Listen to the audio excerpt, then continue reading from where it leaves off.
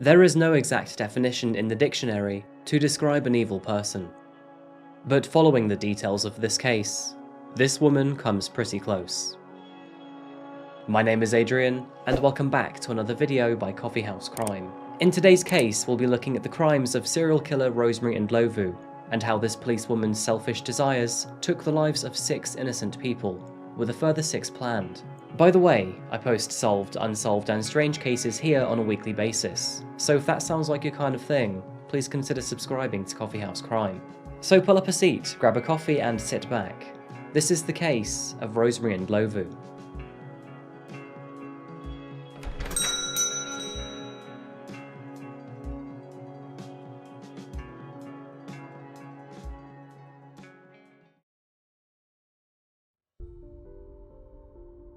From majestic mountain peaks and vineyards, to rugged bushveld and unspoiled beaches, our case today takes us to the beautiful continent of Africa. And more specifically, to the southernmost tip of South Africa. The country is largely popular amongst tourists for its rolling savannas, which are doted on amongst safari lovers. And alongside its beautiful coastal scenery and unique cuisine, it is no wonder that people from all over the world visit this corner of geographical paradise. And of course, who could forget its sprawling vineyards that have emerged in the past century, making South African wine a staple in anyone's wine rack. Zeroing in on our location for today, we're travelling into the province of Gauteng, which encompasses South Africa's largest city, Johannesburg. Classed as a megacity, Johannesburg is the economic powerhouse of South Africa. However, although this may be the case, the city has a very polarising divide when it comes to wealth, with a whopping 37% unemployment rate and 29% of the population living in informal housing. Putting it short, life in the big city is far from beneficial for everyone. You could argue that money is what keeps the planet spinning. It buys us essentials, necessities, and also luxuries. A notion that today's subject seems to pay a lot of attention to. In the northeastern flank of Johannesburg, we find the home and workplace of Rosemary Ndlovu. Rosemary was born in 1975 to her mother Maria Mashwana and a father who remains unnamed. Rosemary was Johannesburg born and bred. She grew up with a relatively normal childhood and also graduated at a high school level. In her adulthood, she was described as an average woman, and those around her would say that she could be quite brash and rather masculine in nature. She trained and gained work as a police officer, where she excelled due to her hardy nature. Although Rosemary dedicated most of her life to her work, this would not stop her from getting married. It was in the year 2011 that she met a new boyfriend, Maurice Mabasa. Maurice worked for the US Embassy, and he was known to be a kind and generous man, both physically and financially looking after his 13 siblings and aging mother. He had friends all over Johannesburg, and his work would take him to many provinces. From what is known, Rosemary and Maurice seemed to have a relatively happy relationship, although they were known to have the odd fight here and there. Financial struggles, long days of work, the usual things that you'd expect in mild arguments. Rosemary and Maurice were both well-paid workers and earned high in their respective fields of industry. But there was a big difference in how the two would spend their money. Although Maurice would share his wealth with his other members of family, who were often in poorer situations, Rosemary was quite the opposite. She would often spend all the money she had on herself and her gambling addiction, rather than helping out her poorer siblings and mother. And many of them quite literally lived in poverty. Due to Rosemary's nature of work, and also her family members' lifestyle and living conditions, she would often tell them that maybe they should consider getting life insurance, as the mortality rate for those living in poverty in Johannesburg is sadly very high. She often offered to file and pay for those insurance policies as she had a well-paying job within the family. And so the insurance was filed for several family members, including her cousin, witness Madala Homu. Rosemary had previously expressed to Homu's mother that she was worried for him, mostly due to the way that he conducted himself and the people that he involved himself with. She therefore encouraged Homu's mother to add him to a burial society. Homu's mother accepted, and the policy was filed with her consent. However, during this procedure, Rosemary listed herself as Homu's wife. And being his cousin, there's a few things wrong with that. A few months would pass, when suddenly in March of 2012, Homu disappeared without a trace. With the family living in poverty, and therefore having no cameras, mobile phones, or social media profiles, barely any pictures of Homu or his family are available. But Homu was a family man. He loved his mother, and he was close to the rest of them too. So after vanishing with no correspondence to anyone, it was a very troubling sign for the family. Seemingly distraught by his disappearance, Rosemary spearheaded a search for her missing cousin, assuring her family that she would do her very best to try and find him. And sadly, that search didn't last too long either. Very shortly after investigations began, Homu's body was discovered just a few miles away in Olifantsfontein, a town just north of Tembisa. Autopsies discovered that the cause of his death was blunt force trauma to his head, and, rather obviously, his death was ruled as homicide. But unfortunately, these are the lower class lands of South Africa. He was just one of many murders in this area, and as a result, further investigations were sadly deemed not worth the funds or time. Witness Madala Homu was laid to rest in March of 2012, and although Rosemary had taken out insurance for her cousin, she contributed almost nothing to the funeral costs for him. In fact, despite being paid 100,000 rand or $6,500 through his death, she contributed a measly 200 rand, the equivalent of $13. Homu's family were devastated, but with barely any money, they had no time to mourn. They moved on with their working lives pretty swiftly after his death. After all, this was quite common in the area.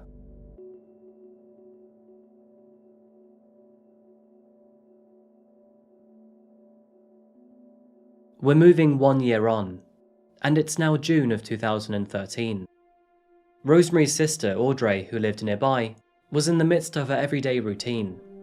That was when Rosemary called her to see if she would like to have some dinner with her later that night. Audrey was surprised by this invitation. It wasn't a usual offer from her, but she gladly accepted. She invited Rosemary over to her rented room in Tembisa, and the two proceeded to share an evening meal together. Audrey was happy to see her sister. It had been a while, and the two rarely shared an evening in each other's company. Supposedly, nothing worth mentioning happened during this dinner, and afterwards, Rosemary left Audrey's house and went back home. The very next day, to her parents' surprise, Rosemary couldn't get hold of Audrey on the phone, so with concern, she raised the alarm and requested that the police begin a search for her second missing family member. Arriving back at her sister's place the very next day, neighbours overheard screams and crying as they witnessed Rosemary grieving for the loss of her sister. Audrey had sadly been poisoned and then strangled in her very own home, before being left dead on her floor to be discovered the very next day. Prior to her own death, Audrey had taken out life and funeral insurance policies to her own name, which was kind of surprising as she could barely afford the room that she rented. The insurance and funeral payouts totaled 700,000 rand, the equivalent to $45,000, and the beneficiary to this was Rosemary. And so, another member of the family had been found dead, both from low-income households and both with life insurance, both addressed to Rosemary as the beneficiary. And just like before, this murder was barely investigated or chased up. A couple months later in 2014, and Rosemary moved to police stations, opting to become a constable at the brand new Tembisa South station in East Rand. She would settle into her new role very quickly, her new co-workers all claiming that she was very pleasant and generous. She would often buy them more lunch, and gave loans to any of them who were in need of money. But that wasn't all the time. Some days, Rosemary would walk into the office with a very dark cloud around her, often irate and angry, complaining that she was broke, and making sure that all of her colleagues knew that.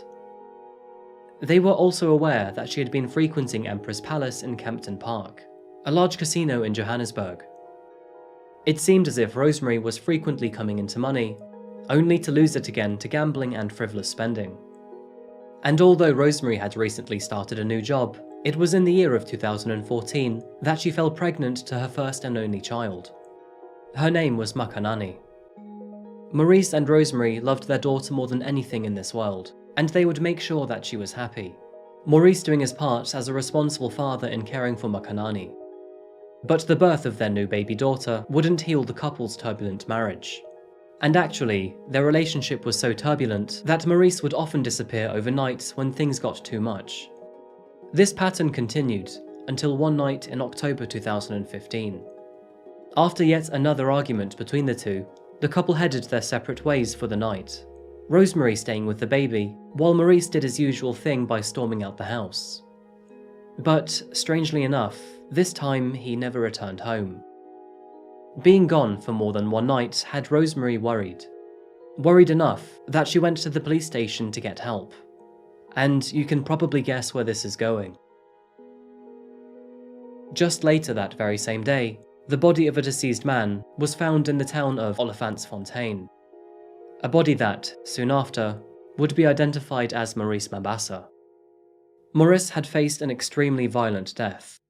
He was riddled with more than 80 stab wounds. And after this, his body was dumped alongside a quiet road. Although the cause of his death left barely any room for imagination, the actual motive as to why he was killed was not obvious. None of his valuables had been taken from him. In fact, the way that he was identified was through his credit card in his wallet found on him. And just like before, this case was pushed under the rug, never to be investigated any further. Maurice had life insurance cover, and no surprises, Rosemary was the beneficiary. She received 400,000 rand in compensation for his death, with an extra 100,000 rand from his employer, the US Embassy. 3 deaths, 3 policies paid out to Rosemary, and 3 instances where she was now financially stronger. Surely all this death in the family was enough to raise suspicions, yet surprisingly, it didn't. We're pushing on to June 2016, and Rosemary had new company in her home. Her niece, Zanele Motha, had come to stay with her for a few weeks, as she was having financial trouble. It was during this short visit that Zanele was tragically hit by a car in Kempton Park. Miraculously, Zanele survived. She did, however, sustain several injuries, and so Rosemary kindly took her to the hospital to be checked over. Doctors who examined Zanele would find that her injuries were only superficial, and therefore she was discharged from hospital that very same day, Rosemary again taking her back home and into her care. However, that very same night, Zanele started to complain of severe pain in her chest. In fact, the pain had become so violent that she couldn't stop crying.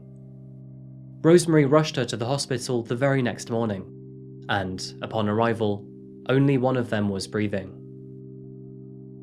When examined, Zanele only had a few abrasions on her face, but the real problem was internally, where she had multiple fractured ribs, and her liver was severely damaged. Doctors sadly couldn't do anything for Zanele. There was no way that they would have discharged her the previous day if she had these injuries. The conclusion was that this must have happened after she was discharged. When asked by doctors, Rosemary said that she had no idea how this could have happened. Apparently, Rosemary had been out of the house for most of that day, so maybe it was accidental and self-inflicted. Lo and behold, Zanele did in fact have a life insurance policy, and Rosemary was again the beneficiary. She received 120,000 rand, the equivalent of $7,500. Authorities didn't question the circumstances, therefore no investigations were ever conducted. Another member of the family gone, and still no suspicion from anyone. Who exactly knows what happened to Zanele that fateful night? Unfortunately, the final chapter to her life would die alongside her. Book shut, case closed. After the death of Zanele, Rosemary began to get closer to more members of her family, namely Zanele's brother, Mayeni Mashaba. By April of 2017, Mayeni was due to visit Pretoria, a city just north of Johannesburg. And Rosemary, wanting to be closer with her nephew, offered to drive him halfway, where he could then hitch a ride from a gas station. Mayeni agreed. Rosemary dropped him off as planned on the R21, before heading back to her own home late that evening. And the very next day, she received a phone call from the police. They had found a body in Olifantsfontein, and after investigating, it was identified to be Mayeni. Another death, and another insurance claim to be filed. Only this time, the insurance company was a little more thorough. On the policy, Rosemary was listed as Mayeni's partner. Again, kind of gross. And as she couldn't produce any proof of such a relationship, the claim was ultimately rejected, Rosemary receiving nothing. and that pattern continued later in 2017. As in April of that year, Rosemary's nephew named Brilliant Machego suddenly disappeared, only to be found dead several days later. The records of Brilliant's cell phone pinpointed that the last person to see him alive was Rosemary, and Rosemary's records highlighted that the two were together for most of the previous day, driving from Johannesburg to Bushbuck Bridge before parting ways in the evening. Rosemary denied these claims, and even further, she refused to be questioned about it by authorities. Similar circumstances to before, Brilliant had 3 life insurance policies to his name, with Rosemary listed as the beneficiary as his mother. However, without being able to provide any proof of this, the claim was ultimately rejected. With not 1 but 6 family members now dead through strange circumstances, I'm sure even Rosemary wondered if she could ever be stopped from her killing spree. She had evaded the law 6 times, and she had no plans to stop either. And that would be the case until the year 2018. With 2 murders in the family fruitless due to rejected insurance claims, Rosemary was getting desperate. She was low on money, and she needed to make more people disappear, and fast. And this time, she would source the help of a hitman named Ndlovu Kunene. Being a police officer, she had found him through her field of work, already arresting Kunene several years ago for possessing a gun. She approached him with a plot to kill her own sister, Joyce, and, disturbingly, her request also included killing all 5 of Joyce's children, her youngest being only 6 months old. Kunene was by no means a saint, but he was shocked by her request. With a command so evil, Kunene couldn't go ahead with it. So instead, he approached police with the information that he had, despite that same information being enough to criminalize himself. He shared everything, telling the police about her background, her plot, and her motive. And in response, police decided to employ Kunene to be a part of an undercover plot to acquire more evidence. The plan was simple enough, police discreetly fitting his car with a video camera.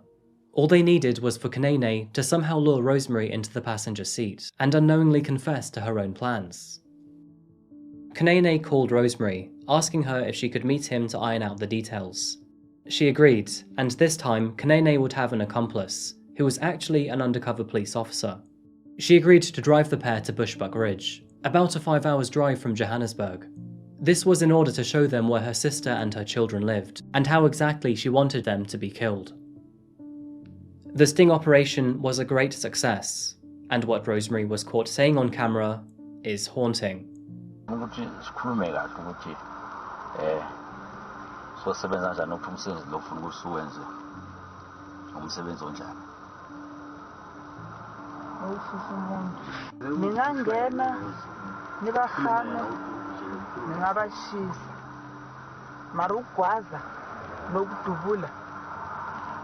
Ayikho emakhaya yabona ukushisa number 1 nokuhamba number 1 zona lezo yithu bengicanga ukuthi sihambe manje ne masihamba manje niyohlangana naye ngimbize sihlangane somewhere mina mhlambe ngifake imoto laphana yabona ngimnikezele laphilisi njabule yabona ngimtshele ngithi lamaphilisi lawa ngithi lamaphilisi asiza ntambama mawulala uwaphuza womkhuhlane ngithi manje kuzingena isizini yomkhuhlane ngithi niwaphuze mani lala ngoba ayalalisana then nina nizokhona ukungena ke akunamabhadla laphana ngibuyela la esibhedlela ngibuyela la esibhedlela nayo baba endlini uyazi ukuthi ngila esibhedlela so la esibhedlela ngicelile banginikeze ipass out bathe ngibuye ngo4 so lana noma ngafika ngo5 6 7 akunandaba esilong ngibuyile so ngoba ngithi indawo yokushisa ifuna ngishise kusebusuku yayibona ngiclean mina nginakucala ngazi base bangitshela indawo mina kusasa ngiyavuka ngiyagijima ngiyekhaya ngicela amayongiselelo ngiyaclima ngenza zonke lezi zinto. Needless to say, Rosemary was arrested just moments after showing the hitmen her sister's house. The following court case was a lengthy one. Beginning in 2018, she was trialed for 6 counts of murder for the lives of her cousin, Madala Homu, her sister, Audrey Ndlovu, her boyfriend, Maurice Mabasa, her niece, Zanele Motha, and her nephews, Mayeni Mashaba and Brilliant Machego. And throughout her killing spree, Rosemary had pocketed 1.4 million rand from several insurance payouts, totaling around $90,000 or £65,000. Throughout her trial, the court found it difficult to gather sufficient evidence to support all 6 murders, as there was never much of an investigation into any individual case. And as a result, the court had to take a substantial amount of time to build this unique case against her. 3 years later, on the 22nd of October 2021, Rosemary Ndlovu's trial began. The court amassed a total of 40 witnesses to come forward and testify against Rosemary, which included family members, colleagues, and the 2 hitmen that she had attempted to hire to kill her sister. As proceedings began, Rosemary was jovial towards the court and often posed for cameras, seemingly unaware of how serious her situation was. Families of those deceased took to the stand to comment on how unfeeling and flippant she was at the funerals of their loved ones. It was also highlighted that, even though she was the one to prepare and file those insurance policies, she was also always the last person to see the victim alive, and barely contributed towards funeral costs. It wasn't until the unflattering coincidences started piling up that Rosemary began to get hostile. She outright denied any involvement in any of these murders, meeting these allegations with anger and rudeness. She even got angry at journalists simply for recording her. Regardless of this, at the end of her trial, she insisted that she was innocent, but did apologise to the families and friends of those who had been killed and asked for forgiveness. It didn't take long for Rosemary's verdict to be made. In October of 2021, Rosemary Ndlovu was found guilty on all charges, which included 6 counts of premeditated murder, 4 counts of fraud, and 7 incitements to commit murder. She was therefore served with 6 life sentences, 70 years for incitement to commit murder, and a further 10 years for her counts of fraud. Rosemary will be 71 before she is even considered for parole.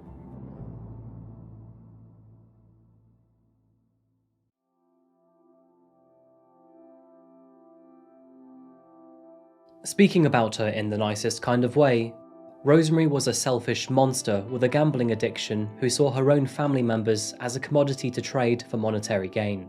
This story is both sad and heartbreaking, and through her path of destruction, she has left a huge hole in her own family.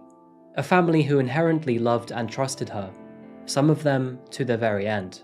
But on a more positive note, a mother and her 5 children were all spared their lives with thanks to the conscience of Rosemary's hitman. And who knows who else he has saved in this process. Wrapping up this case, I want to leave you with the interview of Rosemary's sister, who now has to deal with the thought that her very own sister tried to burn her alive.